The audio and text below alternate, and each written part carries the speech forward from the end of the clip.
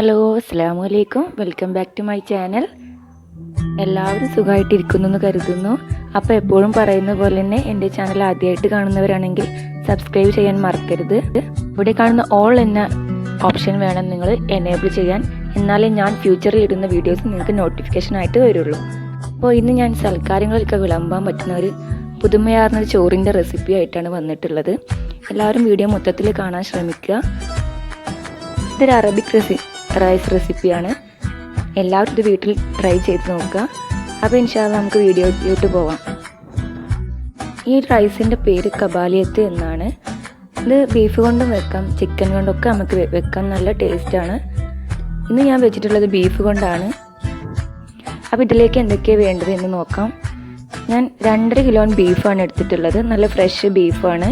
അതിൽ കുക്കറിലോട്ട് ഇട്ടിട്ടുണ്ട്. ആദ്യം ആദ്യം വേവിച്ചെടുക്കണം. അതിനായിട്ട് ഞാൻ കുക്കറിലേക്ക് ബീഫ് ഇട്ടിട്ടുണ്ട്. ഇനി ഇതിലേക്ക് 2 ടേബിൾ സ്പൂൺ കബ്സ മസാലയാണ് ഞാൻ ആഡ് ചെയ്യുന്നത്.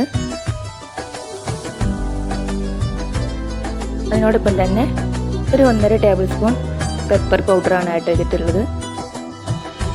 കുറച്ച് മഞ്ഞൾപ്പൊടി ആഡ് ചെയ്യുന്നുണ്ട്. ഇത് ബീഫിൻ്റെ ക്യൂബാണ്. ചിക്കൻ സ്റ്റോക്ക് പോലെ തന്നെ നമ്മൾ ബീഫിൻ്റെ ക്യൂബാണ്. ഒരു ക്യൂബ് ഞാൻ ഇട്ടിട്ടുണ്ട്. ഇതിലേക്ക് ആവശ്യത്തിനുള്ള ഉപ്പ് ഇട്ടിട്ടൊന്ന് ഇതിലേക്ക് മിക്സിയുടെ ജാർ എടുത്തിട്ട് ഒരു 5-6 വെളുത്തുള്ളി, 4-5 പീസ് ഇഞ്ചി ഇട്ടിട്ടുണ്ട്. പച്ചമുളക് 2 ഇട്ടിട്ടുണ്ട്. കുറച്ച് മല്ലിയില, കുറച്ച് പുതിനയില. അതൊന്ന് നമുക്ക് ചെറുതായിട്ടൊന്ന് ഗ്രൈൻഡ് ചെയ്തെടുക്കണം.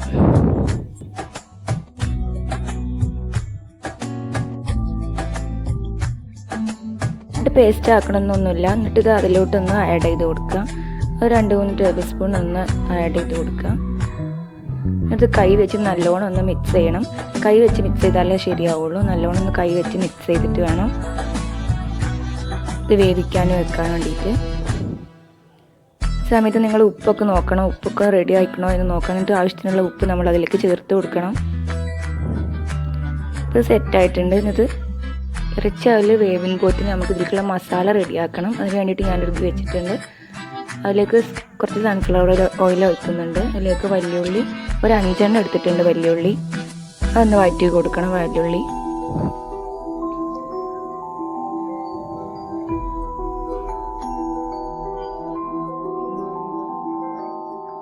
അതൊന്ന് വഴന്ന് വരുമ്പോൾ 2 ടേബിൾ സ്പൂൺ ഇഞ്ചി വെളുത്തുള്ളി ചതച്ചതാണ്. ഒരു 2 ടേബിൾ സ്പൂണൊക്കെ മതി. അതിലേക്ക് 2-3 പച്ചമുളക് ഞാൻ ആഡ് ചെയ്യുന്നുണ്ട്. നെടുക കീറിയതാണ് പച്ചമുളക്. കുറച്ച് മഞ്ഞൾപ്പൊടി ആഡ് ചെയ്യുന്നുണ്ട്. നന്നായിട്ടൊന്ന് ഇളക്കി കൊടുക്കുക. കുറച്ചൊന്ന് വഴന്ന് വരാനുണ്ട് സവാള. ഇതിലേക്ക് 2 ടേബിൾ സ്പൂൺ മല്ലിപ്പൊടിയാണ് ആഡ് ചെയ്യുന്നത്.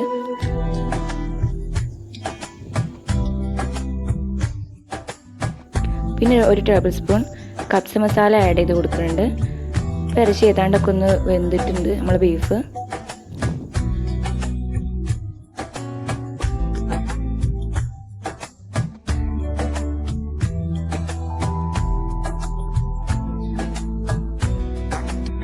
പിന്നെ ഒരു 1/2 പീസ് ബീഫ് ക്യൂബാണിത്. ഇതിൻ്റെ ഹാഫേ ഞാൻ ഇടുന്നുള്ളൂ. ഇത് നമുക്ക് ഒരു ഹാഫ് വേറെ ആവശ്യത്തിന് അരി വേവിക്കുമ്പോൾ ആവശ്യമുണ്ട്. അതിൻ്റെ ബാക്കി നന്നായിട്ടൊന്ന് വഴറ്റി കൊടുക്കാം.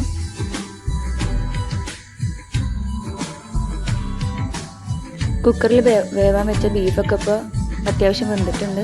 ഇനി നമുക്ക് ബീഫ് ഇതിലേക്ക് ഇട്ട് കൊടുക്കാം. ഈ മസാലയ്ക്ക് ഒന്ന് ഇട്ട് കൊടുക്കാം.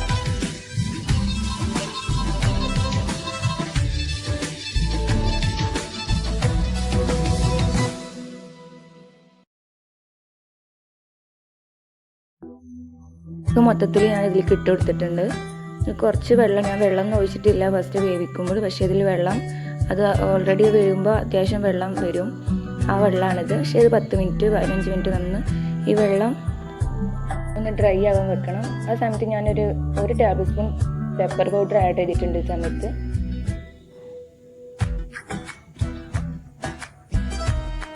ഇത് പൊട്ടറ്റോ ആണ്. പിന്നെ ക്യാരറ്റ് ഉണ്ട്, ക്യാപ്സിക്കം ഉണ്ട്. ഇത് ഈ ഒരു സൈസിലാണ് ഞാൻ കട്ട് ചെയ്തെടുത്തിട്ടുള്ളത്. ഇത് ആ മസാലയ്ക്ക് ഒന്ന് ഇട്ടെടുത്തിട്ട് ഒന്ന് വേവിച്ചെടുക്കുക.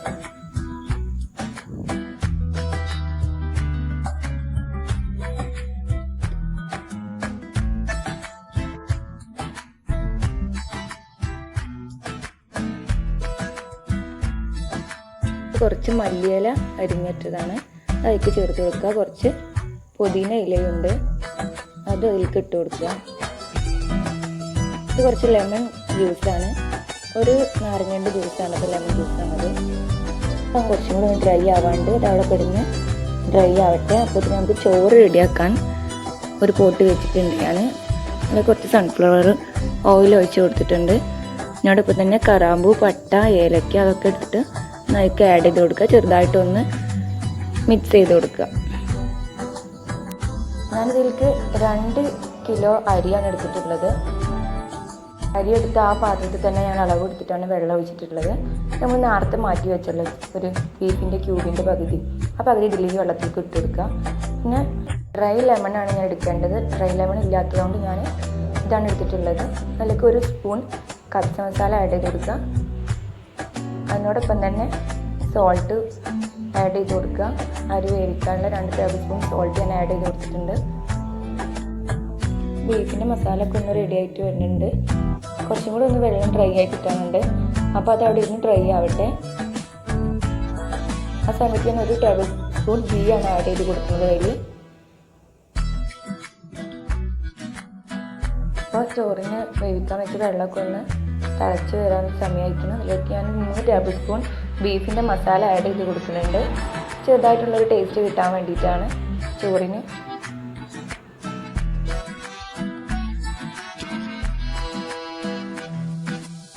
ഈ ചോറിലേക്ക് ബസ്മതി റൈസാണ് കേട്ടോ ഉപയോഗിക്കൽ.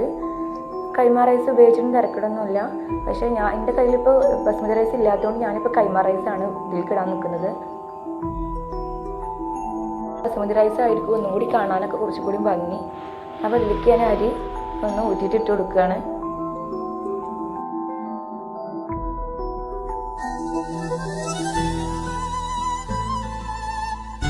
അപ്പോൾ അരിയൊക്കെ ഇട്ട് കൊടുത്തിട്ടുണ്ട്. ഇത് നമുക്ക് കുറച്ച് അന്ന് അരി വേവിക്കാൻ വേണ്ടിയിട്ടൊന്ന് മൂടി വെക്കുന്നുണ്ട്.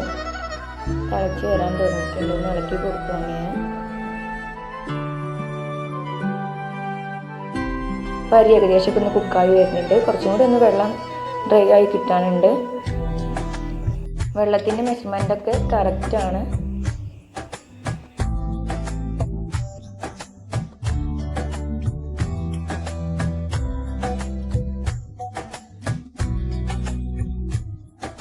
എന്നിട്ട് ഞാൻ ഒരു 2 ടേബിൾ സ്പൂണോളം നെയ്യ് ആഡ് ചെയ്ത് കൊടുത്തിട്ടുണ്ട്.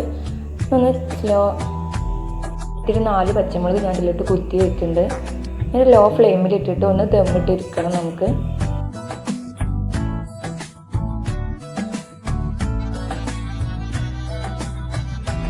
ഇപ്പോൾ ബീഫിൻ്റെ മസാലത്തെ വെള്ളമൊക്കെ ഡ്രൈ ആയിട്ടുണ്ട്. ഇപ്പോൾ നല്ലൊരു മസാല ഗ്രേവി ആയിട്ടുണ്ട്. ചോറും തന്നെ നല്ല സോഫ്റ്റ് ആയിട്ട് വെന്തിട്ടുണ്ട്. ഇത്രയാണ് ഉണ്ടാക്കാൻ ഉദ്ദേശിക്കുന്നത്. അനുസരിച്ചിട്ട് ഇതിലുള്ള മെഷർമെൻ്റൊക്കെ ഒന്ന് മാറ്റി കൊടുക്കുക. എല്ലാവരും വീട്ടിൽ ട്രൈ ചെയ്ത് നോക്കുക. നല്ല ടേസ്റ്റി ഡിഷാണ്.